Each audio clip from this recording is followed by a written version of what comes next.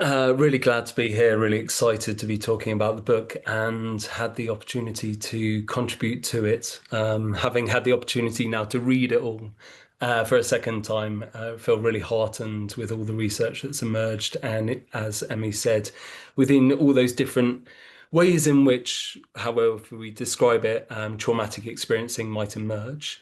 I guess my chapter in some way feels quite techie, I would say. So I used it as an opportunity to reflect on the whole book, think about where we are in terms of the existentialism of trauma, and then very much right from my own perspective, which looks at interpersonal traumas. To give you a taste of that, I have this philosophical I guess, issue with this repetition within Danzig's analysis and also within humanistic forms of existentialism that really want to push apart the ontic, very difficult and painful parts of trauma. I would say probably the lived visceral trauma with something philosophical and ontological and beyond us. And for me, there is no separation. I really don't resonate with this want to separate between people who experience an ontic trauma that's very traumatic for them and then this ontological trauma that only some people experience. And I critique that within my chapter and also look at a socio-cultural lens to think about contextual factors by which some people are afforded the space or particular place in their bodies and minds to be able to conceive of it as a confrontation with their existence.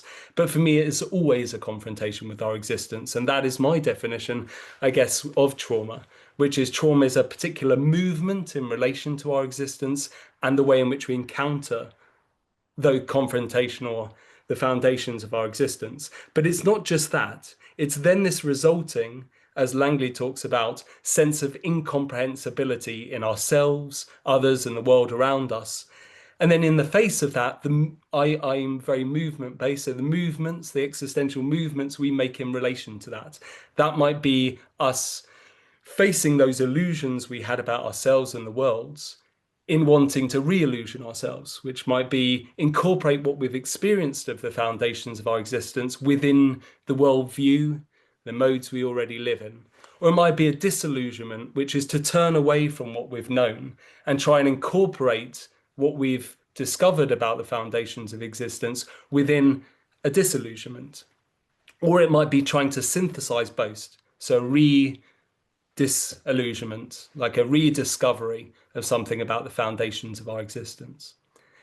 There's a lot more, but I'm not going to go into it. Just two things I wanted to highlight, which is in the book, and the chapter, I give a really brief introduction to one of the methods that I work with, which is borrowed from social human geography and turned into a method for psychotherapy, which is called ontography, which is a phenomenological method for trying to understand the lived questions we have about our confrontations with existence through trauma and the ways that we embody and live these through our life at both a conscious or reflexive or unconscious or pre-reflexive level.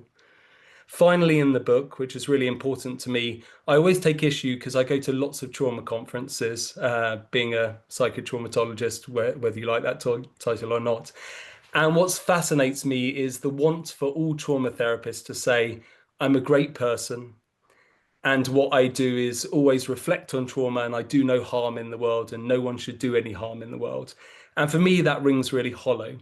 You know, we all have what Rollo May and Stephen Diamond called our daemonics, like a sense that actually from our very essence, our foundations of our being are these two interweaving forces of creativity and destruction.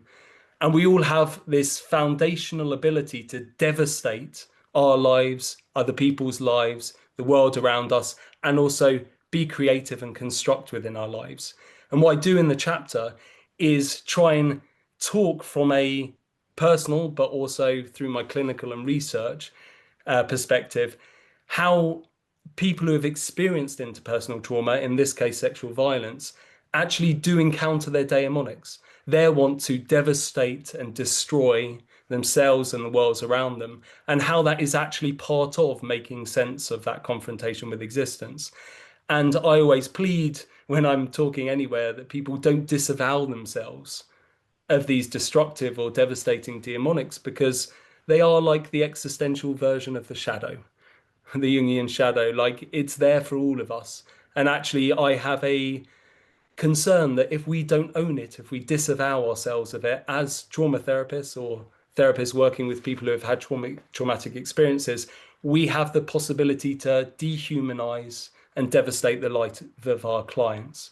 And therefore, owning this as part of our experience in having encountered trauma is really important. There's just three little elements of the book. Some of it gets techie and philosophical, some of it's visceral and descriptive, but hopefully that gives you a flavor or a texture of the chapter. Over to you, Simon.